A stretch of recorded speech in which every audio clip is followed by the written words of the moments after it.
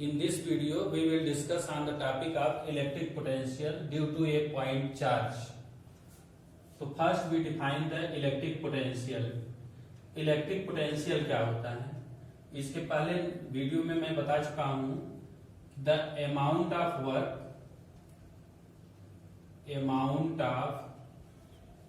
Work done bringing unit charge from infinity to that point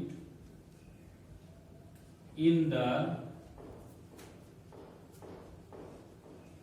electric field is called electric potential.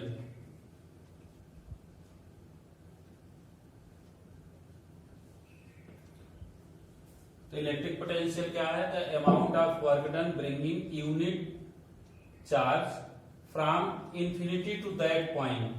तो हम work done का calculation करेंगे. तो let us consider a point charge plus Q at point O to determine the electric potential at point P. Distance from O is smaller. Point O पर plus Q charge है, इससे small r distance पर P point है, जिस point पर आपको electric potential की value को फाइंड करना है, V की वैल्यू को डिटरमाइन करना है. डिफिनेशन क्या होती है कि the amount of work done bringing unit charge from infinity to that point.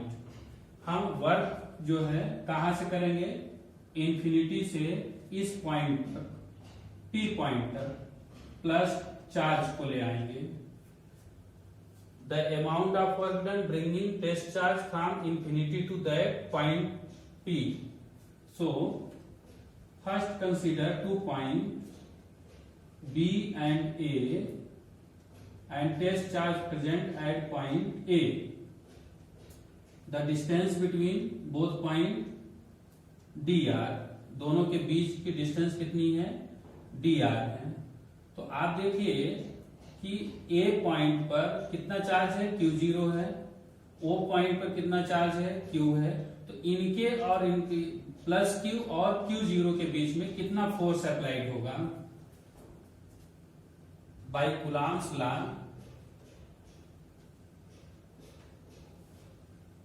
Coulomb's law, F will be equal 1/4 pi epsilon naught Q naught upon x square. Point O से P point की जो distance है वो कितनी है? x है. ठीक. Therefore, amount of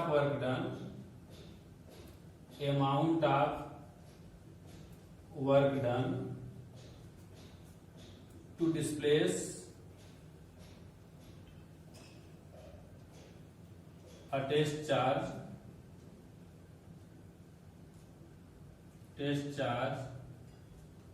from A to B. Test charge को A से B तक डिस्प्लेस करने में कितना वर्क होगा? तो dW इक्वल वर्क इक्वल होता है force multiply displacement dx. F की वैल्यू है 1/4 pi epsilon not Q not upon x square dx. और ये माइनस साइन इसलिए इंडिकेट कर रहा है कि यहाँ पर जो फोर्स और डिस्प्लेसमेंट है दोनों अपोजिट डायरेक्शन में है. जब अपोजिट डायरेक्शन में है तो इसकी वैल्यू होगी F dx cos 180 degree. cos 180 degree की वैल्यू होती है -1 इक्वल -f dx. एफ की वैल्यू पुट कर देंगे तो ये आ जाएगा -1/4 epsilon naught Q naught upon x square dx।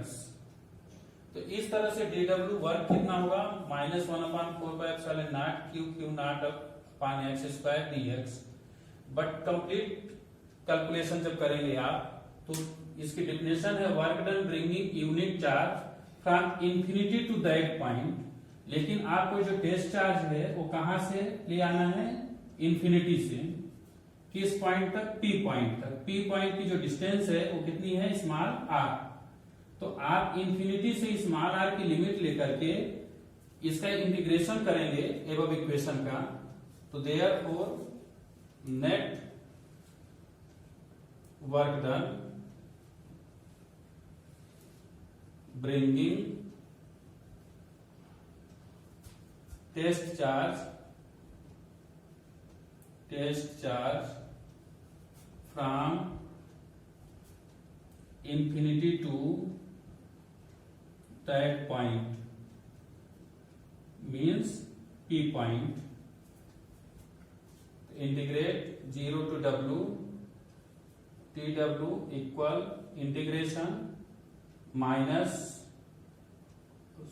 infinity to that point R 1/4 pi epsilon naught q naught upon x square dx। dw का इंटीग्रेशन क्या होगा, w लिमिट आएगी 0 to W 1/4 pi epsilon naught Q naught integration infinity to r 1/x square dx equal 1/4 pi epsilon not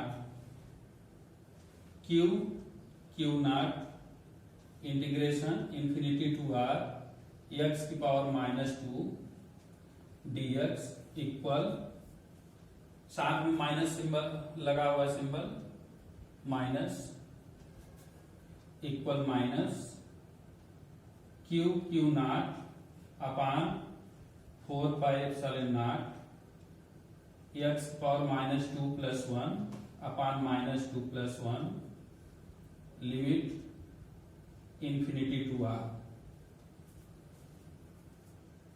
तो इस तरह से आप देखिए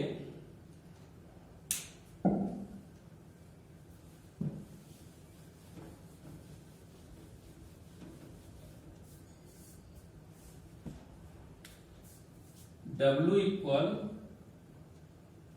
-Q naught upon 4 pi epsilon naught -2 + 1 -1 होगा, माइनस माइनस प्लस, इधर x पावर -2 + 1 तो x पावर -1 को आप लिख सकते हो 1/x infinity to r equal Q naught upon 4 pi epsilon naught upper limit minus lower limit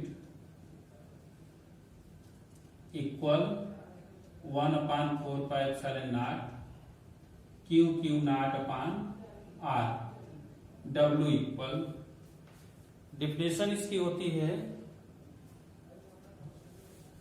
the amount of work done bringing unit positive charge. तो V equal W upon Q naught, 1/4 pi epsilon naught Q naught upon R upon Q naught. तो V equal 1/4 pi epsilon naught Q upon R volt.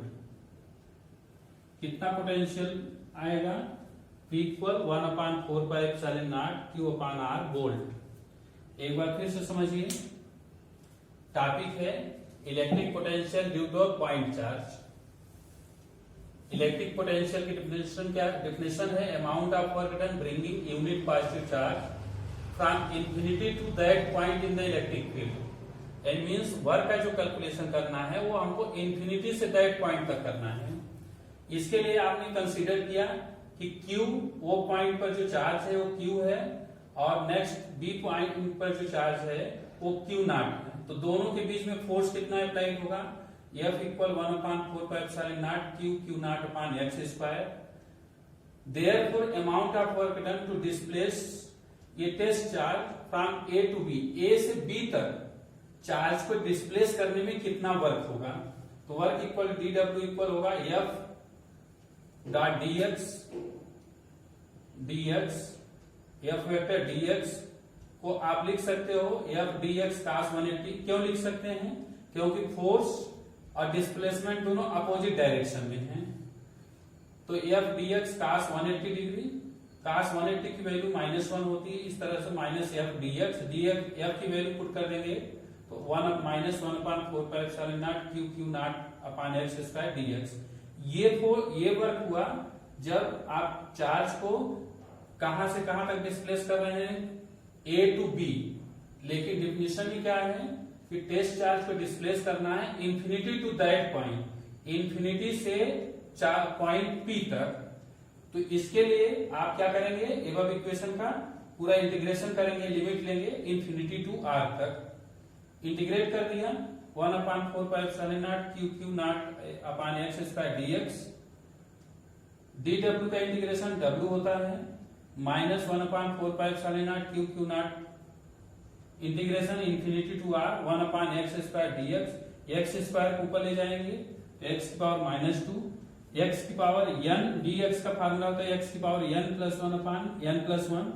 इस तरह से x -2 + 1/-2 + 1, -2 + 1 से -1 value आई, minus minus plus हो गया। तो रिजल्ट आपका आ गया W equal Q naught upon 4πε0 1/x infinity to R, upper limit minus lower limit. तो W वर्क की वैल्यू आ गई 1/4πε0 Q naught upon R। Potential की डिफिनेशन होती है the amount of work done bringing test charge unit test charge. तो unit test charge find करने के लिए Q naught से आपने डिवाइड कर दिया, तो इस तरह से जो रिजल्ट आता है 1/4πε0 Q upon R वोल्ट, ये V की वैल्यू आ गई। इसी को जब आप दूसरे फॉर्म में रखेंगे तो इस तरह से भी लिखेंगे V equal 9 × 10⁹ Q upon R volt. ये हो गया SI सिस्टम में। SI CGS सिस्टम में जब लिखेंगे तो V इक्वल आ जाएगा Q upon R stat volt.